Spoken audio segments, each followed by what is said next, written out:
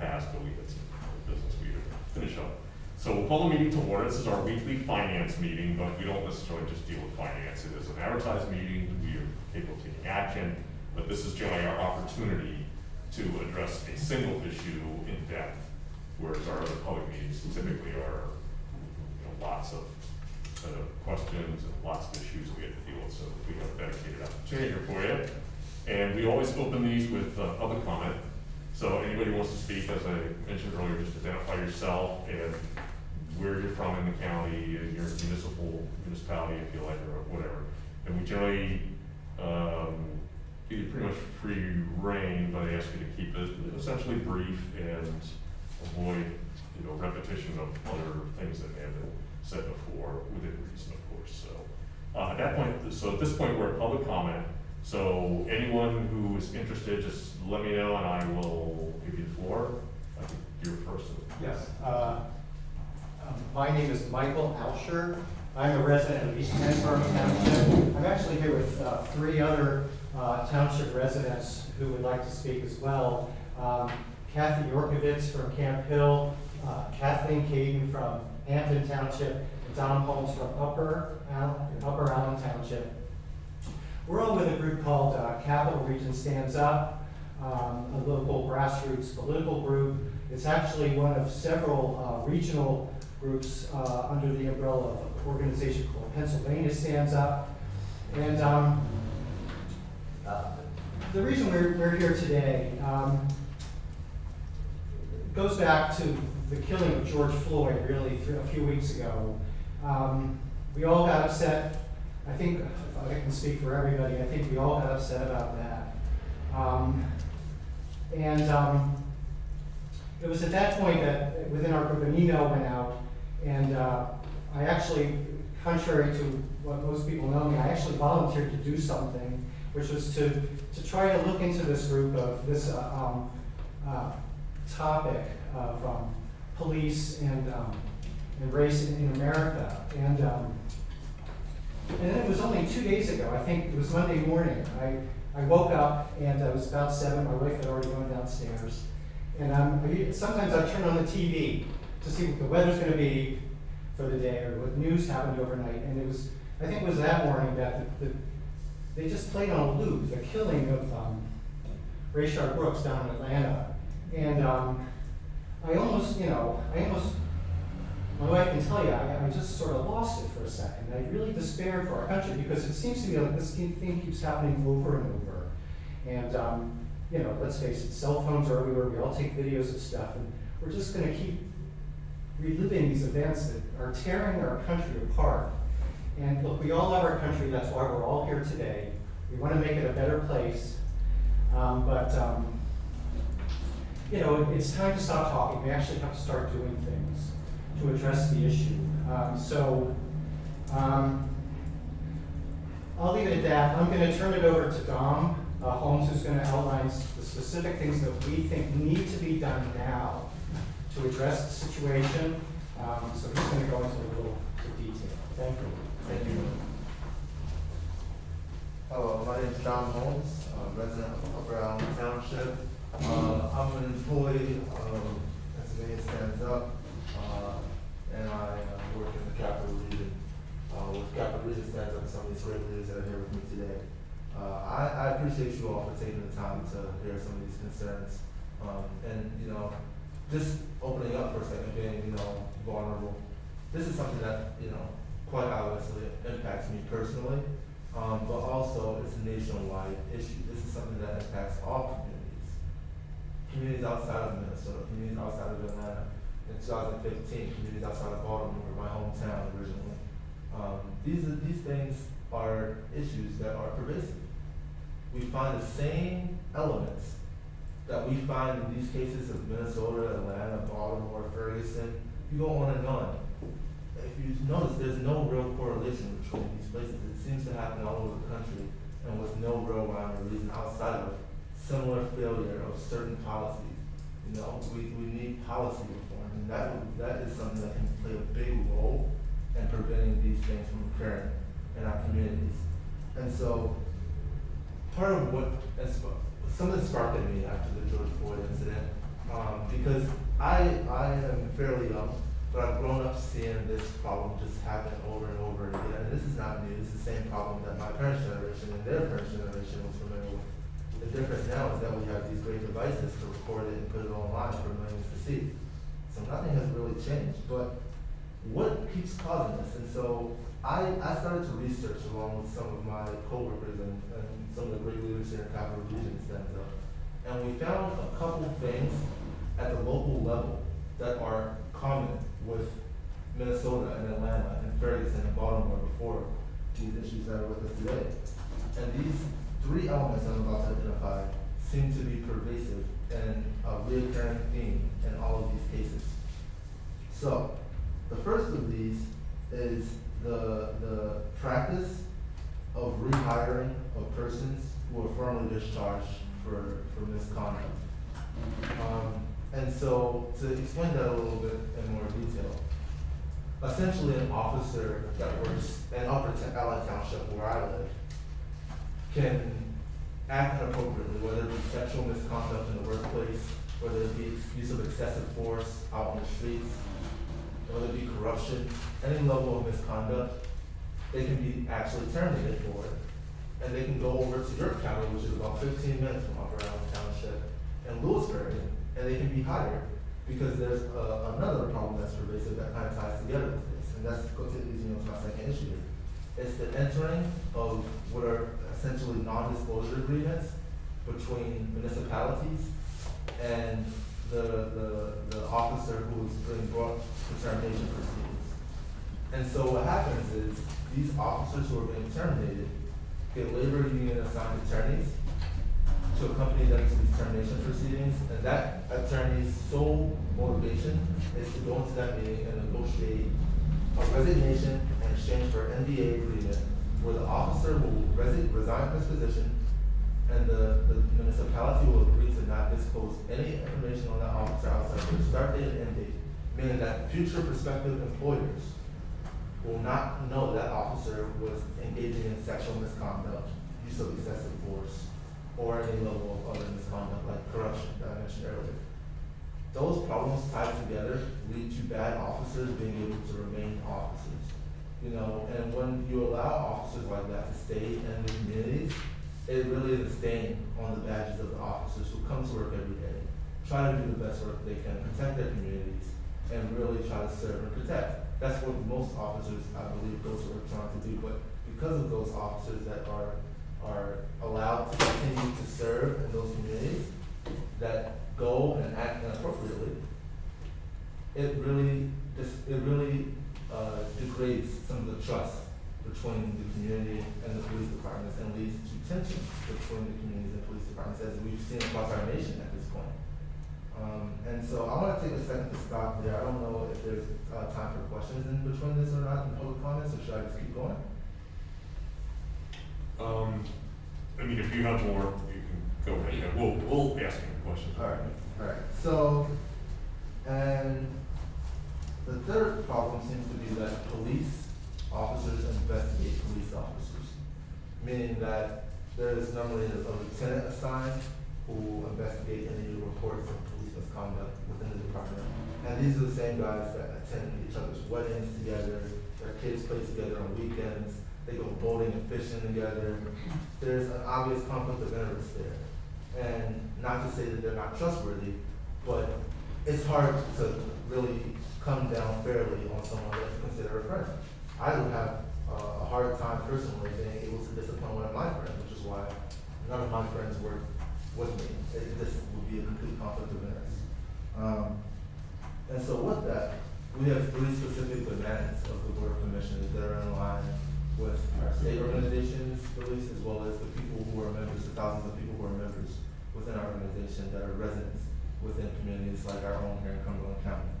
So the first demand is really in terms of enacting written code that would explicitly prohibit the rehiring of persons formerly discharged from other departments within this county's sheriff's department. The second demand is to enact written code that explicitly prohibits the county from entering into these NDAs in exchange for resignation during these termination proceedings within the sheriff's department. The third of these demands is to appoint a neutral civilian review board to follow up on police misconduct reports. And I believe that I provided you all with a copy of how that can be structured and what authorities such a board would have. And at this point, I'd like to pause and answer any questions, try to clear up any areas of confusion or anything that I may have left here. So, thank you for listening. So Don, I want everyone to know, the last time you were here, you asked for copies of our collective bargaining agreements with the president and the sheriff's office. I have them in my hands. Awesome. Thank 5 you. copies, you can take them with you. Yes. I'm going to be very honest with you, I have not read these yet. Okay. Okay, I just got them yesterday, I have not had an opportunity to read them. Thank you. In having conversations with my colleagues, with our solicitor and with our HR department, I will tell you that as to demand number 2, no, I'm sorry, Good. the NDA, okay, we do not do that. We do not negotiate a resignation and an NDA. Is there a policy that is in I place? am not aware that there is a policy, but that would have to be negotiated with the union. Really? Yes, and so I'm going to offer this, and I am well aware that this is a public meeting and I'm going to say this. So a lot of these things that you've brought to me upon my personal research, okay, the things that I have been looking at, it seems to me that some of these requests need to go to our unions because the union controls a tremendous amount. And so if you want to prohibit the negotiation of a resignation for an NDA, I think you have to go and start with the union. Yeah, and so I may be incorrect in understanding this, but the NDA, I can see a little bit of gray area there just because I'm not sure what's in that contract yet, because we just got it. Correct. But- And I'm correct. But could the county alone adopt the policy that they will not, going forward, maybe even after the negotiation of the next, right after the next collective bargaining negotiations? Could the county adopt policy that going forward, they will not enter into any of these NDA for resignation agreements? So I'm not sure if the county can do that. Okay. When we start talking about writing policy, and the more I learn about this, the more I become very, very interested in it. When we write a policy, then we lock ourselves into something that could appear to be good, and it could appear to be bad. Right? Yeah. It could appear to be a great thing that we do that, but I'm not always sure that it's good to lock us into something that is black and white across the board. Yeah. And Don, I understand where you're coming from. And I agree with this group that we have a pervasive problem in this country with policing, with discrimination, and with the way the police handle people of color. Yeah. There's no way around it, okay? Yeah. So I'm telling you, I am so willing to work with you. I don't know how much you understand that. I hope you do. I think I have a good idea, and Okay. well, the question that I have is this. Yes. So, I can't identify a situation when these NDAs would be beneficial. Could you give me an example of a And I situation? can't either, and that's where the rub happens, Okay. right? Yeah. That's where the rub happens, is that I can't, and I've thought about it. And I've talked with the solicitor, I've talked with an attorney I know, and they both come to the same conclusion. Yeah. Like, so when you start writing policy, sometimes you get into problems, because and I'm gonna compare it to this, and I know that they're not the same thing, but we have policy, we have law in this country about the way children are treated in school. If you're a 6-year-old and you come to a school with a knife, that school district has to call the police. Now, that doesn't strike me as being good policy or something that we should be doing all of the time, right? We have to have the ability to move in and out of that policy. So that's the only thing I can come up with right off the top of my head. Yeah, Right? I understand that. I fully appreciate your hesitancy there. I think that when it comes down to matters of reforming and police departments, sheriff's department in this case, it's about doing what's right. Yes. This is simply the right thing to do, and in the process of reading between the lines and trying to be cautious, to not be steadfast in acting, which I understand is a big part of being in government. There also enters into the consideration of just doing what needs to be done. And sometimes we get that wrong, like that example that you gave. But in most cases, we have to be steadfast towards doing the right thing, what's morally sound, and protecting people that need protected the most. And I think that's where government really comes in, is making sure that the majority of the people are well off, and not neglecting the minorities at the same time. And there's a balance there. So, and that balance, I think that middle ground can be enacting a policy. With Sheriff Anderson was that he supported last week. I think you also considered support. Yes. And so if this can be done without stepping on the toes of the union, I'd like to know if the commissioners will commit to making this a policy, and whether that be in the near future after the next renegotiation of contracts, or whether that be now. I would like to know if the commissioners will commit to that demand at least. Just speaking for me, Commissioner Flashy said when you have a collective bargaining group involved, which we do here, most police forces do, both sides have to agree to not only that, but really any term within that contract. So whether we would or they would, it wouldn't work unless both sides would. Yeah. I cannot tell you, me personally, that I would support that at this point in time without having specifics and details. All right, I understand that. But I appreciate what you're saying. Absolutely. And just out of curiosity, if you were able to bring the union to the table, would you be willing to advocate on behalf of this? I think this is something that any good officer, truly good officer, who does their job, as most officers tend to do, they should want to support this. It only increases accountability. That's all it does. It doesn't affect the officers who do their job correctly. Would you be able to support that? At this point, honestly, sir, I cannot say yes or no. Okay, and is there anything that gives you particular hesitance in that bill? Pretty much what Commissioner Fauci said, the same thing. You know, all or nothing. I don't know if I could support that. Okay. Dom, I mean, really, what I think is important, and I'm not disagreeing, I'm not saying that this should not be explored, right? I'm not saying that at all. But we have to get the labor union involved, and we have to get the labor attorney involved, and we have to get HR involved, and we have to get the county solicitor involved, and we have to get the sheriff's department involved, and we have to get their union involved. So there's a lot of people that have to come together and go, okay, right? Yeah. So even for me to sit here and go, well, of course I would do that. Yeah. I hate to give you an empty promise. Yeah, I understand that, and well, one thing I want to emphasize is that I understand it will be a lot of work and it won't be easy, but once again, you just sometimes have to do what's right, and this is what's right. You have to protect people when you protect the most, and right now there's a gray area. If we're talking about gray area, there's a gray area in policy where I could be bashed over the head by an officer who could then switch to a department that's 15 minutes away. And it would be as if he never bashed me over my head, and he could do it to someone else, and then switch departments again, and then do it to someone else. So it's fairly important that when we're talking about gray area, and so there could be gray area in the policy, but we currently are already living in the gray area, and the cost of that is human life, safety. You know, yesterday I watched a video online. There's a lot of these things right now, but I watched a video online where a kid that couldn't have been over 10 years old was playing basketball in his driveway.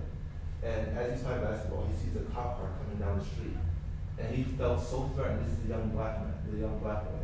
He felt so threatened in that moment that he hid behind his parents' car as the cop car drove by, because he didn't know what might happen if that cop noticed him, if that cop would then start to harass him and then assault him, and that his life would be in danger. And that's the society that we're living in right now.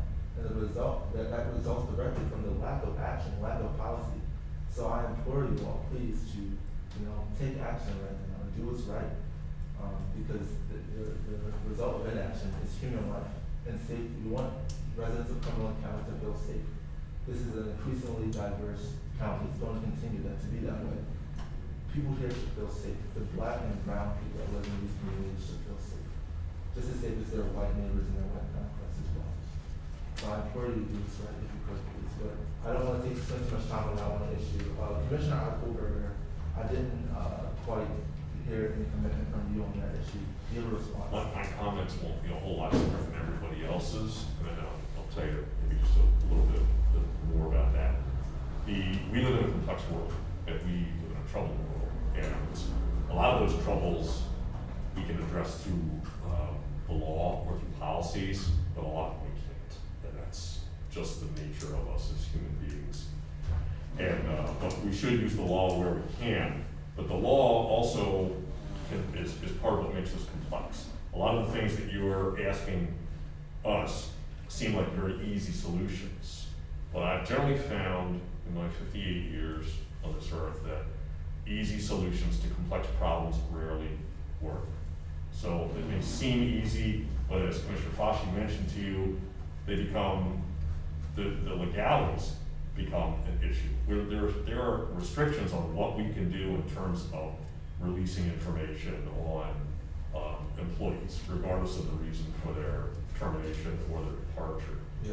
So, and those are meant as protections, and there's also the questions of liability that we would face. So, what seems to be an easy issue very quickly becomes complicated.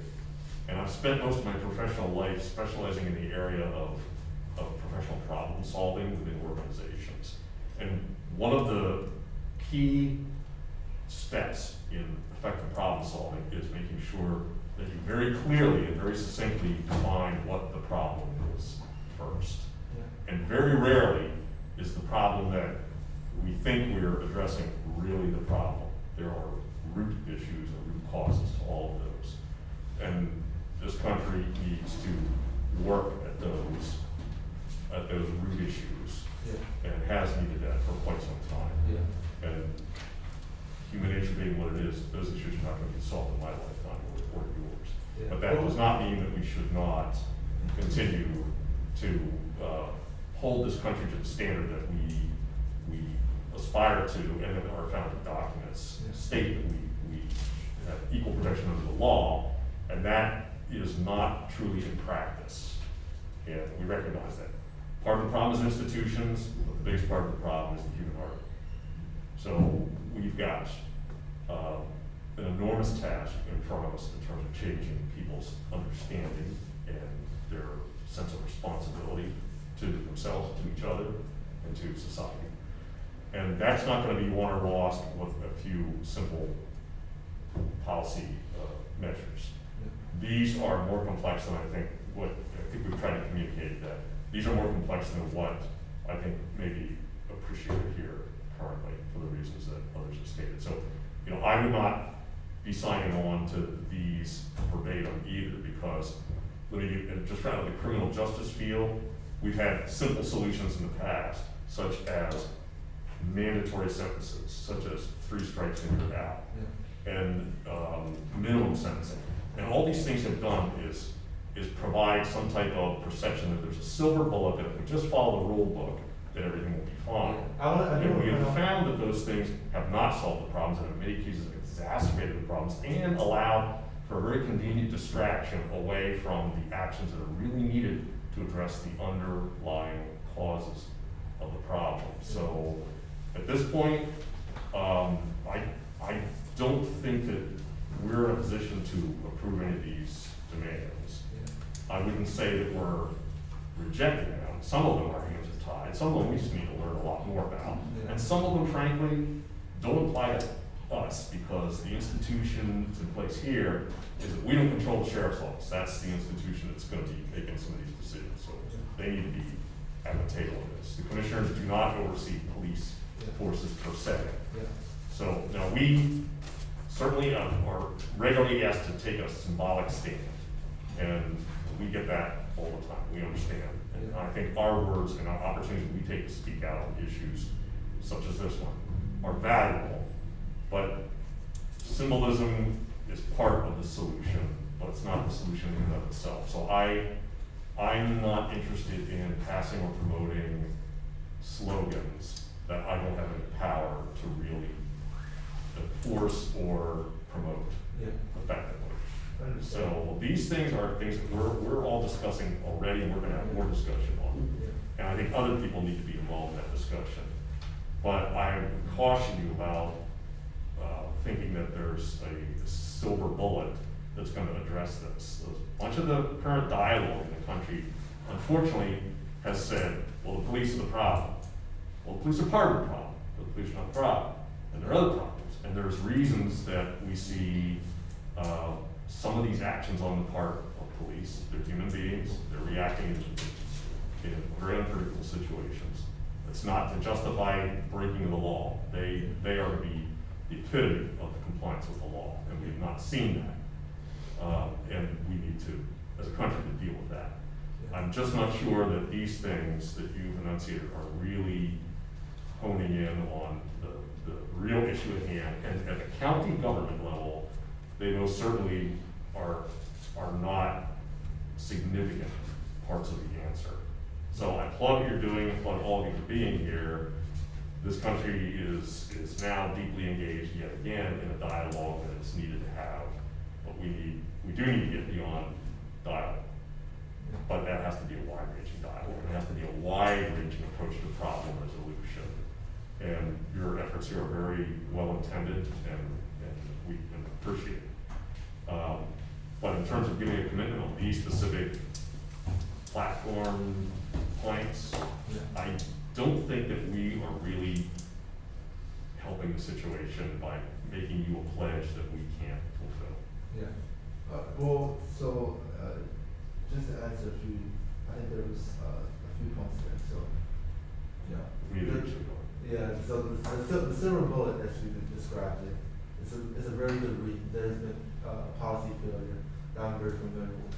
You said mandatory sentencing, like, there is, and so all those examples that you pointed out, all are policies that are aimed towards the people. None of those policies are aimed towards the institutions or the arms of the government that enforce those institutions, like the police departments and sheriff's departments. So there's a markedly different. Well, these are just examples. So, yeah, I understand that, but what we're talking about here is something that hasn't been done, not in our recent history, not in any of your lifetimes, I don't believe. There has been no major systemic reform or reform to the way that the institutions are implemented by the arms of the government, like the police departments and sheriff's departments, since they were instituted in the first place. There's been no major reforms in these things, you know. And so when we talk about wanting to make sure that we're not overstepping or things that are outside of control, as leaders in the community, there's two really important things to take into consideration. Who are you leading for? Who do you represent? And what is important for you? I know you talked about symbolicism, but what is important for you to stand for? What moral or principle stances are you willing to take? Like I said, this is just the right thing to do. Some of these things, if not all of these things, fall directly within your power. You could establish a civilian review board. You absolutely could do that. So if you're telling me that you don't want to do that today, it's simply. Can I interrupt you on that one? Sure. You know, we talked considerably with our solicitor, and any type of investigation about misconduct cannot be performed by citizens. That's law. You can't do it. Any matters of misconduct, et cetera, that's considered confidential, like state law, not county law, state law. And it's just not available to the public. So that is a good example. I mean, there are legal constraints that are meant to provide due process, and those are for everyone's protection. Yeah. And unfortunately, in society, even the bad eggs are entitled to due process. Yeah. And sometimes it works, sometimes it doesn't. Yeah. And that's the price we pay for ensuring that our rights are protected. The country has absolutely not been even-handed in how it has defended those rights. We all recognize that. I would, however, counter your claim that there's never been any efforts aimed at the institutions. Municipal and city police forces, the rules of engagement they have been changed over the course of the history of the country. There's constant revision to what rules they have to do, what training they have to undertake. So there have been attempts to address some of these issues. Obviously not enough, and we've got our work cut out for us. And if it was just a matter of firing every bad cop, I think then that asks a whole range of more questions. How do you determine who's a bad cop? How do you determine who's simply made a mistake versus who's irredeemable? And how do we encourage people to engage in the profession when it has become very unpredictable and even dangerous to be a member of that? And that is part of the mix here. So it is a complex situation. But Vince has made a very good point. There's the legalities that are put in place, and it does us no good to take a symbolic stance and say, we are all for that, because it sounds good, if in reality, it's not legal and not workable, and it's not gonna address the problem. My point in addressing those examples that I gave you off the top of my head was that they were the type of simplistic answers that aren't answers at all. And when you dig into them, you find out that a lot of people think they've solved the problem once they've adopted the slogan, and then they're no longer addressing the real problem. Yeah. So I think this is a big problem. It's a complex problem. There are a lot of stakeholders involved here. As we said, the unions have to be brought into this, sheriff's office has to be brought into this, municipal police, the public has to, and we are seeing a significant shift, in my opinion, in public opinion, that this is not just a minor issue. This is not an issue that should be swept under the rug or it'll fade away or anything of that nature. So I understand the urgency that people feel we've got to take action now while the public is engaged. Yeah. But we have to take effective action. We have to take legal action that is legal. And so those things, by their nature, require us to take a very deliberative approach. And that's not what people want to hear. Yeah. But over the long term, doing it right is what's going to move us forward. And it may seem slow, and our progress as a nation has been unbearably slow. So, but ultimately, we're bound by the law. Yeah. And we're not gonna pass anything that does not conform to the law. Yeah. So Well, Dom- I wanna, sorry.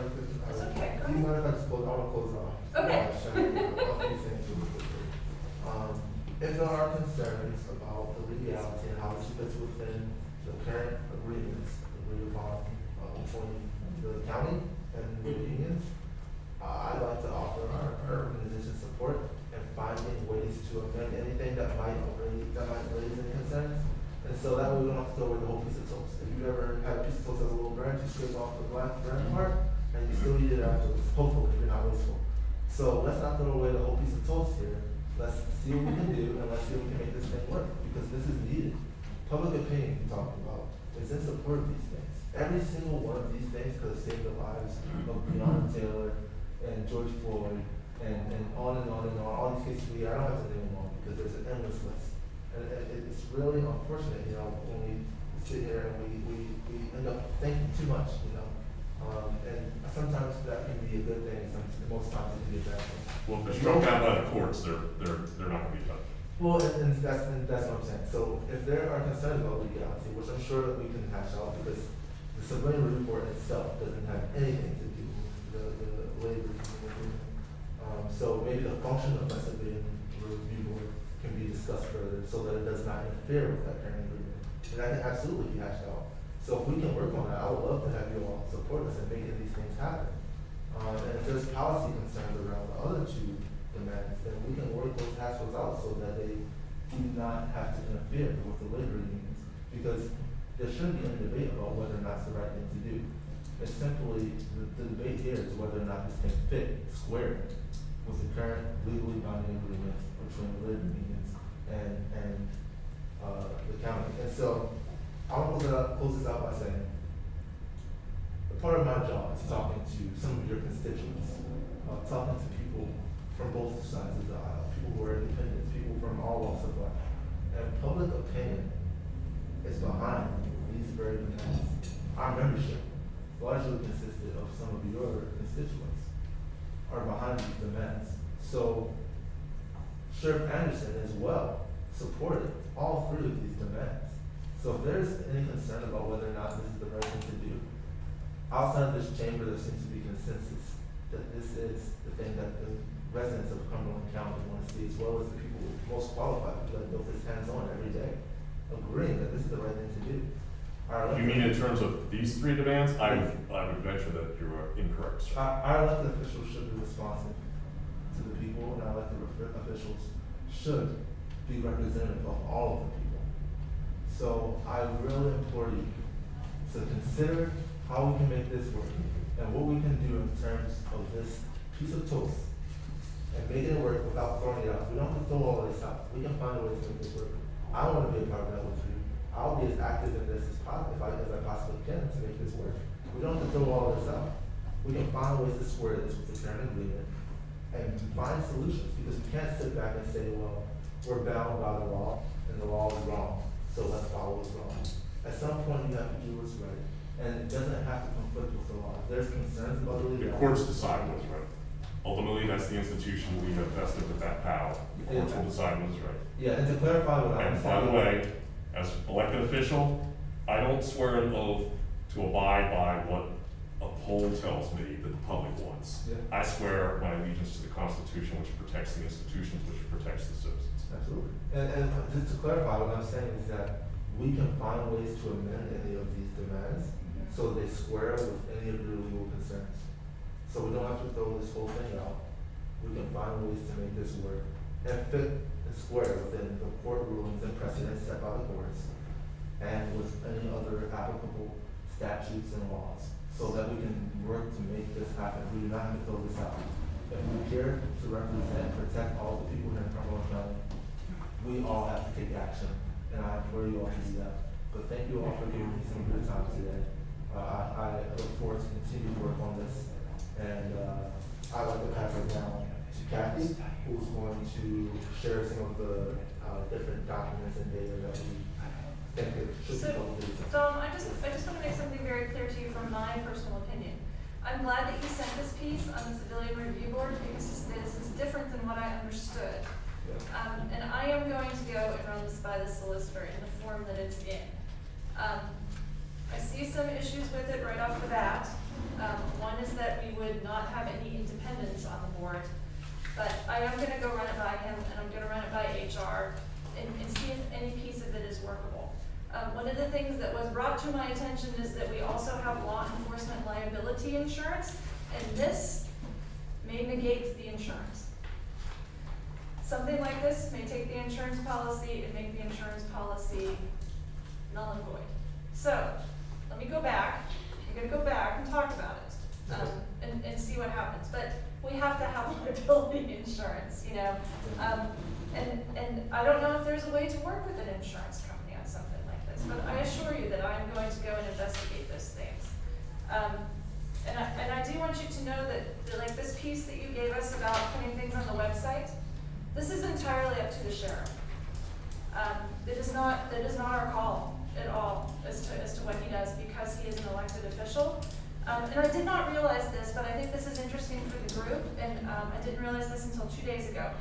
Allegheny County, their sheriff's department does calls of service. Ours does not. Ours doesn't have that kind of authority. So I think that's important to know as we look at what would or would not go on the website.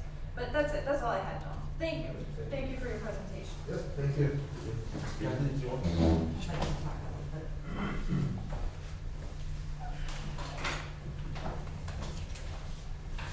Can you hear me? All right. I guess I'd just like to. I'm sorry, Kathy. Kathy Orkovitz, I'm from Canfield. Yeah, go ahead. I'd just like to make a few comments about the discussion that I just heard among all of you. I spent much of my career working as a deputy secretary in the Department of Welfare. And I have done a tremendous amount of work with policy and with lawyers. And I want to urge you to step back, look at the desire of this group, not the actual words, and see you can work with your lawyer. You know, your lawyers are always going to tell you, no, you can't do this, you can't do that. You need to, if you believe that some of the, the things that we are asking figure out how it can be done legally, and how it can be done in a way. We're not saying this is gonna solve the whole problem, no, of course not. But we have to make a start, we have to do something, we have to do some things that are within your power. And these are things that are within your power to try to, maybe the Civilian Review Board is not going to review an individual act of an individual sheriff, but perhaps it's gonna look at the racial, you know, what other, the broader aspect of how the sheriff's department interacts with the minority community. I mean, I just urge you to, you know, you've gotta take, a lawyer is gonna always tell you no. I've been told no so many times, and I have changed so many policies within state government because we work through legal issues. If you know what you want, you can usually achieve it. And I really urge you not to stand back and say, no, no, no, no. Be brave. We need you to be brave. The community is in pain, both the white and the black community, and the brown community and the Asian. We have to protect citizens of this county, and we need to be part of that solution. I know that the data, you know, I'm glad to see that Jean, thank you so much for the contracts, and we'll take a look at those. We would also really like to see, and maybe again, this is in the sheriff's purview, we would like to see the use of force policy and the personnel policies for the sheriff's department. And I believe that is absolutely in his purview. So he is the person that you have to contact. I cannot sit here and tell you that I can go get those things. So you have nothing to do with their policies? No, and this is where things get really, this is where I think, and I'm learning this as someone who is new. Here's where things get really interesting when it comes to elected officials. So, you know, there are three of us and we're the Board of Commissioners, but we are three separate elected officials.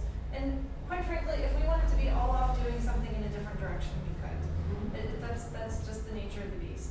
So the sheriff, as the elected official, is indeed in charge of the sheriff's department.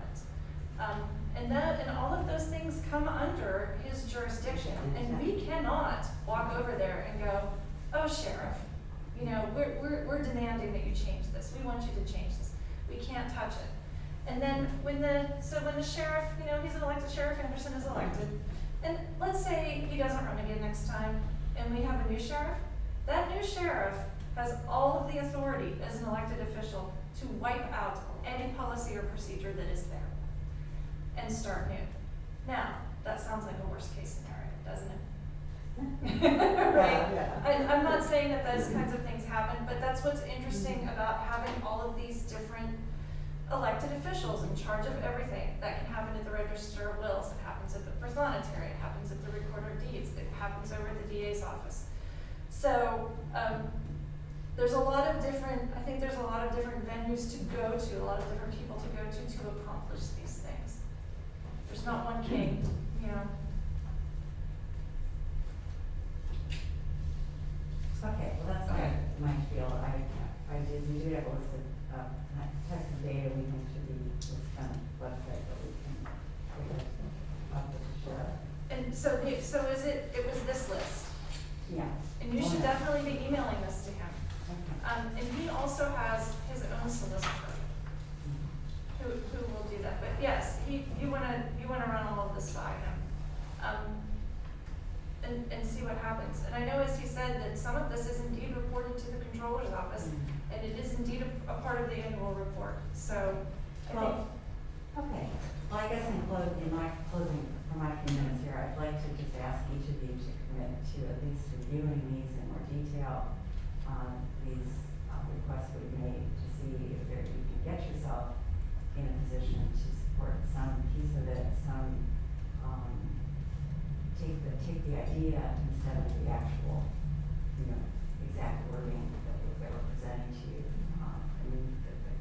I think John made it very clear what we're looking for is to ensure that we're not hiring people into county government that have a history of being terminated elsewhere for use of force or for other despicable behavior like sexual misconduct, those kinds of things. And we want to make sure that we're not part of feeding the problem for other municipalities and counties by not disclosing that type of behavior within a hiring process. I mean, I think that's the other issue. I know, again, that's in my old job.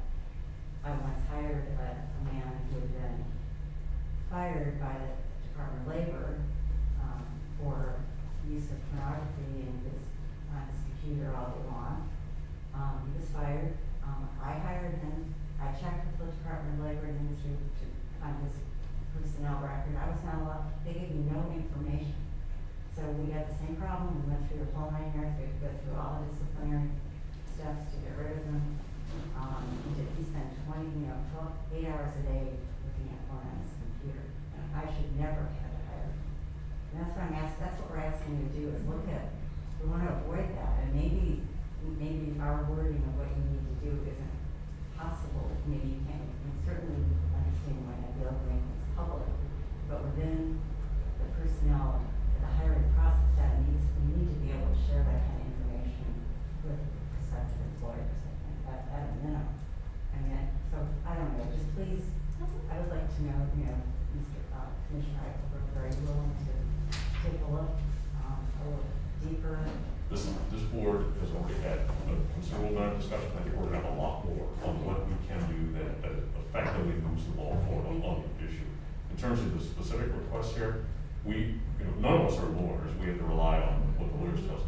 But some of these things, such as the question of references and such, this is a very widespread problem because of federal labor laws and state employment laws as well, in terms of what you can disclose, what recourse the individual has, so they're not being discriminated against.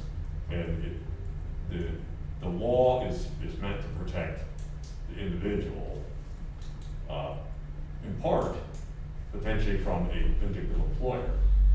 So, because there are places out there that will fire people and then will try to make them unavailable to other employers too. So there are protections in place for the individual, and there are procedures that are put in place obviously to help an employer determine whether they're. But we suffer like everybody else under a plethora of restrictions in terms of what we can ask people, what we can disclose about people, and until those laws are changed, our hands are going to be very restricted in what changes we can actually make the court commit to. I will tell you, I'm not going to commit to anything that doesn't fall within the law. I'm just asking you to see what you can do within the law. Yes, yes, the board is. I'm sure you have. Sure, no, please stick with it. Thank you. I'm really sorry, I'm gonna have to say this. I have to be at the retina specialist for an appointment at 3:15. It is a super emergency. So if I leave, please do not be offended that I got up and left. Okay. So I'm sorry, what time are you leaving then? I will have to leave within the next, 8 minutes. Okay, all right, I want to make sure we get everybody. And you're, Kathleen Cadon, Hampton Township. Okay, part of the reason why we are here today and what the problem is structural racism. And it's a system in which public policies, institutional practices, cultural representations, and other norms work in various, often reinforcing ways to perpetuate racial group inequity. Structural racism is primarily characterized by white supremacy, the preferential treatment, privilege, power, access, and opportunities for white people at the expense of cumulative and chronic adverse outcomes for black, brown, and other people of color. Structural racism encompasses the entire system of white supremacy, diffused and infused in all aspects of society, including our laws, history, culture, politics, economics, and our entire social fabric. Structural racism is the most profound and prevalent form of racism of all other forms of racism. Individual, interpersonal, internalized, etc. emerge from structural racism. Okay, so the problem today is structural racism.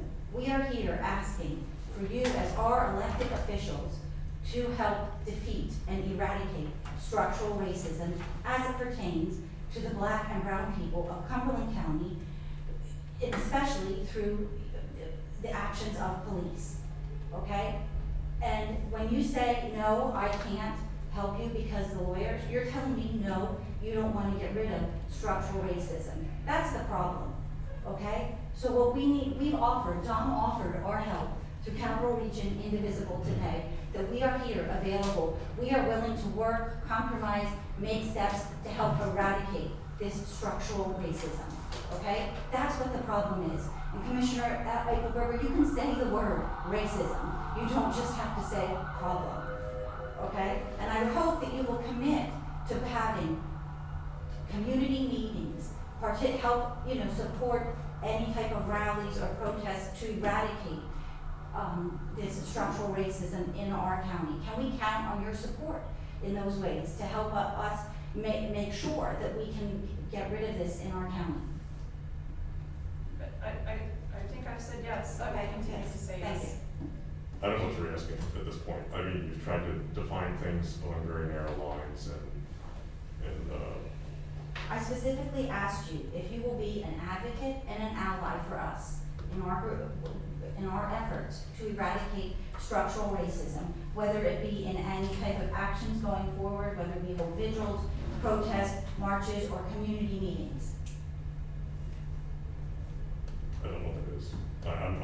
I'm not committing to some narrow definition that is largely driven by. Actually, this is anything but narrow, okay? This is anything but narrow, okay? These are very broad measures. And even just for you as the three commissioners to make a statement. This country hasn't even been able to agree on a definition of what is structural racism. You have your understanding of what it is, and I think there's a range of ideas and debates on how it is embedded in our structures, and into the society in general. It is, and it is racism, but racism is part of the problem. It's not the entire problem. When I refer to the problem, I'm talking about how people treat one another, the lack of respect that people have for one another and for each other's needs in life and their rights, human rights. So I think it's a much broader conversation we need to have. And I'm concerned that the narrative in place now is trying to lead us down a very specific path that, in my personal opinion, will not address the real problems. Commissioner DeFilippo? Yes. Yes, you will. No, let me tell you, I'll tell you what I will advocate, something I've advocated all my life, and that's equality. And I look things this way, I live by the golden rule. And what your definition of structural racism is, I have no idea what that means. But I will advocate equality like I have in the past, in the present, and in the future. Thank you. All right, well, I want to close off today's meeting, commissioners, by once again thanking you all for at least being here. If I may, I think did you? I'm not saying, never mind. You're done? Okay. Okay, all right. Fine. Thank you all for at least being here. I really do want to once again emphasize that there's a point of clarification.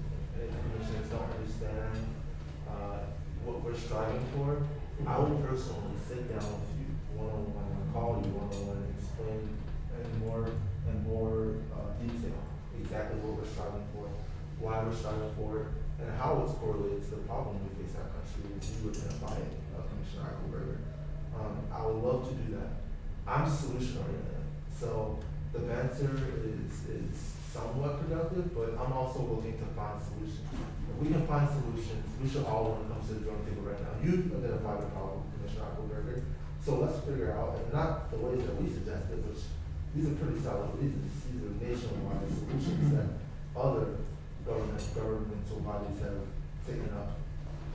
We can find ways to fix this all together based on however you identify this problem to exist. So let's be solution oriented.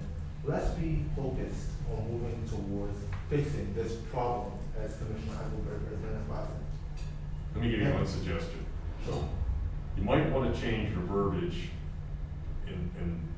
from being we demand compromise, but these are our demands. Okay? That's, Yeah. Well, our messaging is crafted by people who have been doing this for quite a long time. So that's above my chain from that. But I do appreciate the suggestion. A question that's a simple yes or no. And I'd like to, on public record, commend each and every one of the commissioners to answer, or a lack of an answer can be taken as an answer as well. So let me go down the line. Would you agree with the simple statement, and this has a follow-up question, would you agree with the simple statement that Black Lives Matter? Commissioner Foster? Absolutely, yes. Commissioner Eisenberg? my only concern with that is that that has become a politicized statement. In my heart, absolutely Black Lives Matter. But it has taken on a connotation, and when you hide behind slogans, that creates barriers, it doesn't remove barriers.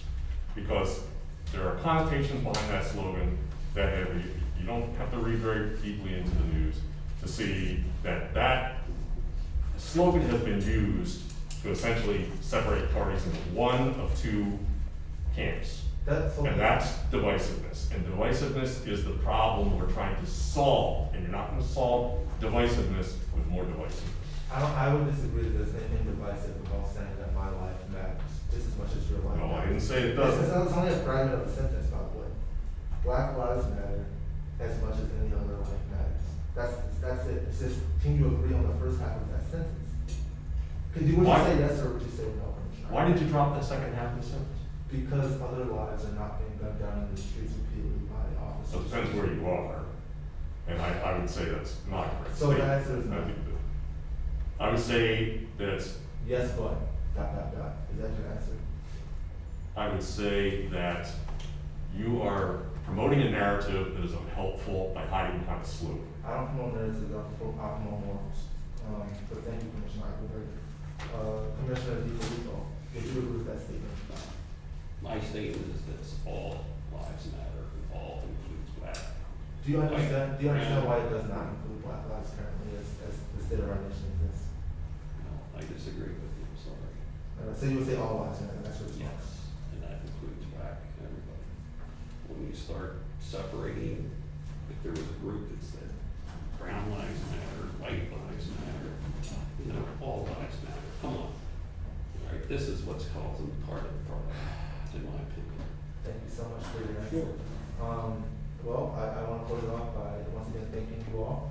I appreciate that this is public record, and I implore you all to actually set up that conversation with me like I offered. I am offering myself as a resource. One of my degrees is in African American studies, so I would love to go down the history of this and to explain it in detail why this is important right now and why all lives matter is a retort to Black Lives Matter, not a square response. So I appreciate you all, and I hope you all do set that up with me. I want to specifically work on solutions. And we're looking to work on solutions. If we identify this as a problem, as you said, then we should come to the table together and work on this, and all of us will be a part of it. Otherwise, I understand that it may not be a priority for you all, and I wish you the best in your continued efforts as commissioners going forward, and in your continued history in the future as elected officials. Thank you so much. Thank you, Don. Okay.